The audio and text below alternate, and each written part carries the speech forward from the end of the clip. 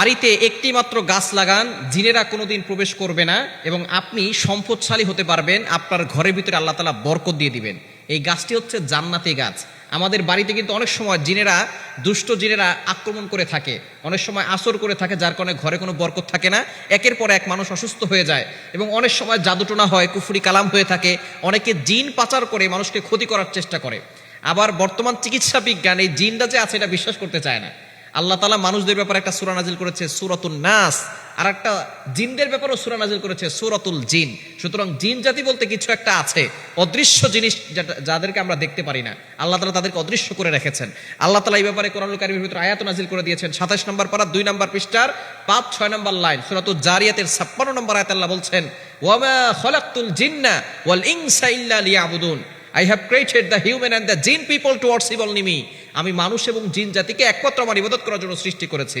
সুতরাং জিন জাতি আছে, এটা যদি কেউ বিশ্বাস না করে তাহলে তার ঈমানও থাকবে না। যেহেতু কোরআনের আয়াত এবং আল্লাহ তাআলা নিজে বলে দিয়েছেন, যদি কেউ বিশ্বাস না করে তাহলে তার ঈমান থাকবে না, সে মুসলমান থেকে খারেজ হয়ে যাবে।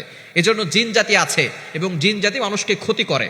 যারা অনেক সময় ভয় পেয়েছেন, বিপদে পড়েছেন, তারা এটা বোঝে। আর যারা এখনো বিপদে পড়ে নাই তারা মনে করে জিন জাতি কিছুই না, এটা মানসিক ভারসাম্যহীনতা। চিকিৎসা বিজ্ঞান যেটা বলে, আধুনিক সায়েন্স, তারা বলে এটা মানসিক ভারসাম্যহীনতা, জিন বলতে কিছুই নাই। এজন্য আমাদেরকে, যারা মুসলমান, তাদেরকে বিশ্বাস করতে হবে জিন জাতি আছে। এই জিন জাতিগুলো কোন কোন গাছে থাকে এটা আগে আমরা জানবো। যেই গাছে থাকে, এক নম্বর হচ্ছে তেঁতুল গাছ। বড় যে তেঁতুল গাছগুলো আছে, আমাদেরকে অনেকে বলে, হুজুর অমুক রাতে তেঁতুল গাছে নিতে গিয়েছিলাম, তখন আমাদের অ্যাটাক করেছে, এরকম হয়। বট গাছে থাকে, বড় তাল গাছে থাকে, যে গাছগুলো অনেক বড় হয়ে গেছে, এই গাছগুলোতে জিন জাতি বসবাস করে। তবে একটা গাছ যদি আপনার বাড়িতে লাগাতে পারেন, আপনার ঘরে ঢুকবে না, সেটা হচ্ছে জান্নাতি গাছ, বড়ই গাছ। এই বড়ই গাছটা হচ্ছে খুবই ভালো একটি গাছ এবং এটা জান্নাতি গাছ। সিদরাতুল মুনতাহা, ৭ আসমানের পর একটা জায়গা আছে সিদরাতুল মুনতাহা। এটা নবীজি সাল্লাল্লাহু আলাইহি ওয়াসাল্লাম যখন মেরাজে গিয়েছিলেন, তখন তিনি এই সিদরাতুল মুনতাহা একটা গাছ দেখেছেন, বড়ই গাছ। এই বড়ই গাছটা এত বড় গাছ, যার পাতাগুলো হচ্ছে হাতির কানের মতো, এবং তার বড়ই, এক একটা বড়ই হয় ১২ মণ ওজনের, ১১ থেকে ১২ মণ ওজনের এক একটা বড়ই হয়। নবীজি সাল্লাল্লাহু আলাইহি ওয়াসাল্লাম নিজে এসে মেরাজ থেকে বলেছেন যে সেখানে একটা বড়ই গাছ আছে। সুতরাং এই গাছটা হচ্ছে জান্নাতি গাছ। এবং আমরা যখন ইন্তেকাল করি, তখন কিন্তু আমাদেরকে এই বড়ই গাছের পাতা দিয়েই আমাদেরকে কিন্তু গরম পানি দিয়ে তারপরে গোসল করানো হয়। নবীজি সাল্লাল্লাহু আলাইহি ওয়াসাল্লামের কলিজার টুকরা সন্তান যায়েনব রাদিয়াল্লাহু তাআলা আনহা, তিনি যখন ইন্তেকাল করেছেন, তখন তাকে, বুখারী শরীফের হাদিস, এই বড়ই গাছের পাতা দিয়ে তাকে গোসল করানো হয়েছিল গরম পানিতে। এটা কেন? বর্তমান চিকিৎসা বিজ্ঞান দেখতেছে যে বড়ই গাছের পাতা দিয়ে গোসল করানো হয় কেন। খুব সুন্দর সুন্দর সাবান আছে, অনেক সুগন্ধিযুক্ত সাবান আছে, এটাকে অনেক ক্লিন করে। কিন্তু বড়ই গাছের পাতা দিয়ে কেন করা হয়? যখন গরম পানির ভিতরে বড়ই পাতা দেওয়া হয়, তখন এই পানিটাকে বড়ই পাতা এতটা ক্লিন করে, অন্য কোনো পাতা করতে পারে না, এবং সাবানও এতটা পরিষ্কার করতে পারে না। এই বড়ই গাছের পাতাটার এতটা গুণ রয়েছে, যার কারণে মৃত্যুর সময় তাকে পবিত্র পানি দিয়ে এবং সুন্দর পরিষ্কার পরিচ্ছন্ন পানি দিয়ে গোসল করানোর জন্য ইসলামের বিধান রয়েছে।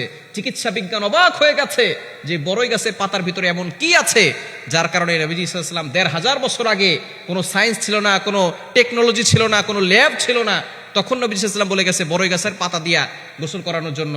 এখন চিকিৎসা বিজ্ঞান এটা দেখে তারা শেষ পর্যন্ত মুসলমান হয়ে গেছে, বলেন সুবহানাল্লাহ। এজন্য এই বড়ই গাছের পাতার ভিতরে অনেক গুণ রয়েছে, এবং বড়ই গাছটা হচ্ছে বরকতি গাছ।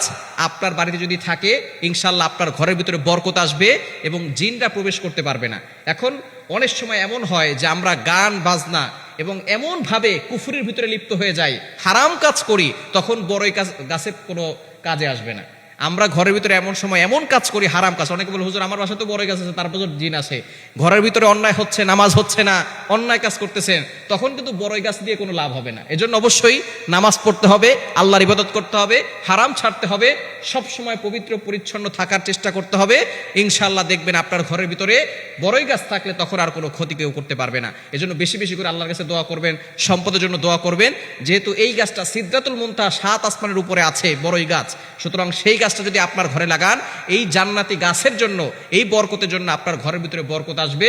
আল্লাহ পাক রব্বুল আলামিন রিজিকের ভিতরে বরকত দান করবেন, সম্পদের ভিতরে বরকত দান করবেন, সংসারের ভিতরে আল্লাহ তাআলা সুখ শান্তির ব্যবস্থা করবেন, জিনের আক্রমণ এবং দুষ্ট মানুষের আক্রমণ থেকে আল্লাহ আপনাদেরকে হেফাজত করবেন।